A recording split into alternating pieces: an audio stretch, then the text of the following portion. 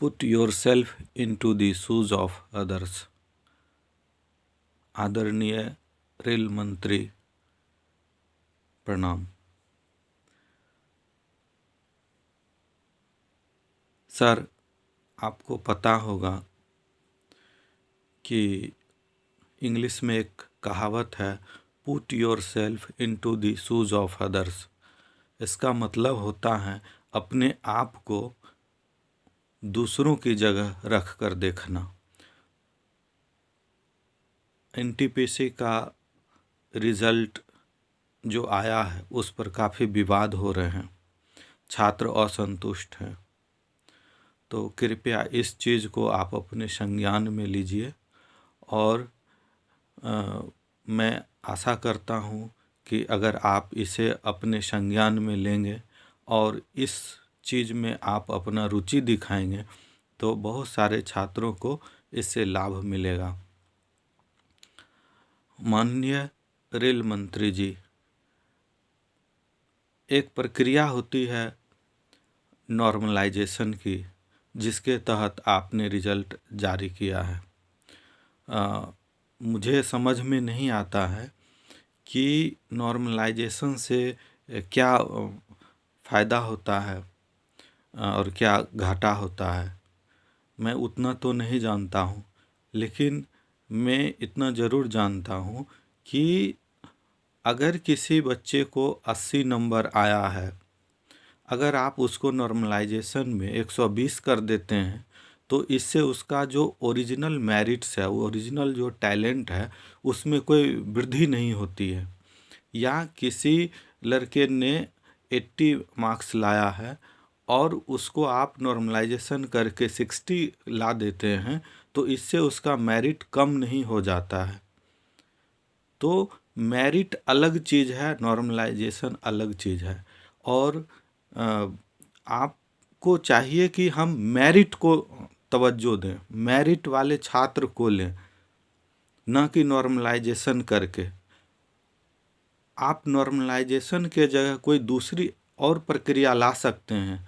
आप में वो शक्ति प्रदान की गई है कि आप नॉर्मलाइजेशन के जगह कोई अन्य विकल्प तलाश सकते हैं जिससे किसी छात्र का नुकसान नहीं हो। नॉर्मलाइजेशन में आप खुद बताइए कि ऐसा क्या उसमें जादुई शक्ति है कि हमको उससे मेरिट का पता चल जाता है। मेरिट अगर आपको जांचना है तो आप ये देखिए कि जितने छात्र अपीयर हुए हैं उसमें से मोस्ट मेरिटोरियस कौन है, उनको आप ले लीजिए और जो कम मेरिट वाले हैं उनको आप छोड़ दीजिए। लेकिन नॉर्मलाइजेशन में आपने क्या किया कि 80 है, अगर 80 को 120 कर दिया तो उसकी कौन सी मेरिट बढ़ गई। जो मेरिट उसके अंदर आज है वही मेरिट रह गया, सिर्फ आपने आंकड़ा दिखा दिया कि 120 आया।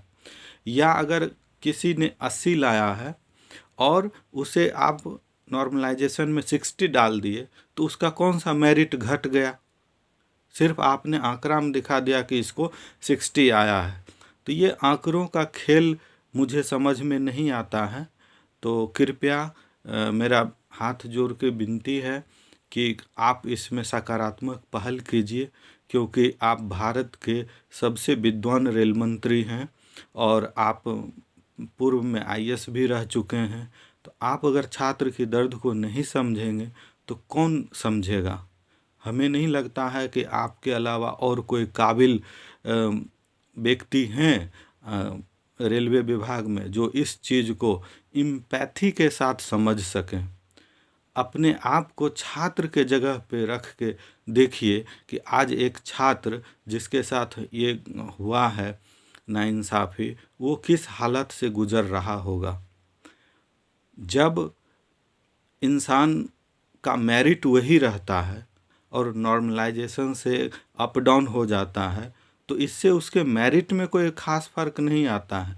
जबकि होना चाहिए कि जो मेरिट वाले हैं उसको लिया जाना चाहिए। इससे दो फायदा होगा, एक तो छात्र का मनोबल नहीं टूटेगा, दूसरी बात है ये प्रक्रिया सब दिन चलती रहेगी कि जो लोग मेरिट वाले हैं उनको ये फीलिंग होगा कि हाँ, पढ़ने से, मेहनत करने से मुझे ये मुकाम हासिल हुआ है, मैं कर सकता हूँ। एक ये फीलिंग्स जनरेट होगी। दूसरा, जो लोग मेरिट्स में नहीं आ पाएंगे उनको ये फीलिंग्स जनरेट होगी कि नहीं, अगले ने मेहनत किया है तो उसकी सिलेक्शन हुई है, चलो मैं भी मेहनत करता हूँ, मेरा भी सिलेक्शन होगा और एक दिन मुझे भी नौकरी मिलेगी। इस तरह से वो रिदम बिगड़ेगा नहीं। नहीं तो बहुत लोगों को इससे निराशा होगी, उसको पढ़ाई में रुचि नहीं जगेगा और वो परेशान रहेगा। आप ज़रा सोचिए कि इस नॉर्मलाइजेशन की प्रक्रिया से कितने छात्र को मानसिक रूप से तकलीफ़ पहुंचा है, आर्थिक रूप से तकलीफ़ पहुंचा है, सामाजिक रूप से क्षति पहुंचा है। और वो भी जब इन्होंने 2019 से लेके आज तक इंतज़ार किया है। कोरोना का दौर चल रहा है, छात्र का एकमात्र यही उम्मीद है नौकरी, और इस दौरान इतने बार लॉकडाउन लगे कि ये दूसरा चाह के भी दूसरा कुछ नहीं कर सके। एकमात्र इसी उम्मीद पर वो टिके रहे कि हमें एक दिन रेलवे का एग्ज़ाम देना होगा, रिजल्ट आएगी, मेरा सिलेक्शन होगा, मुझे नौकरी मिलेगी। तो कृपया उनके इस इमोशन के साथ अन्याय नहीं करें और आपसे विनम्र विनती है कि रिजल्ट को रिवाइज करके जारी करें। इससे छात्रों का मनोबल बना रहेगा और वो दोगुनी ऊर्जा से फिर से पढ़ाई करेंगे। और नहीं तो फिर भारत के सभी युवाओं का मनोबल टूट जाएगा और इस तरह से पूरे देश को बहुत बड़ी क्षति होगी, खास करके बौद्धिक क्षति। इसलिए इससे प्लीज़ बचाइए। धन्यवाद।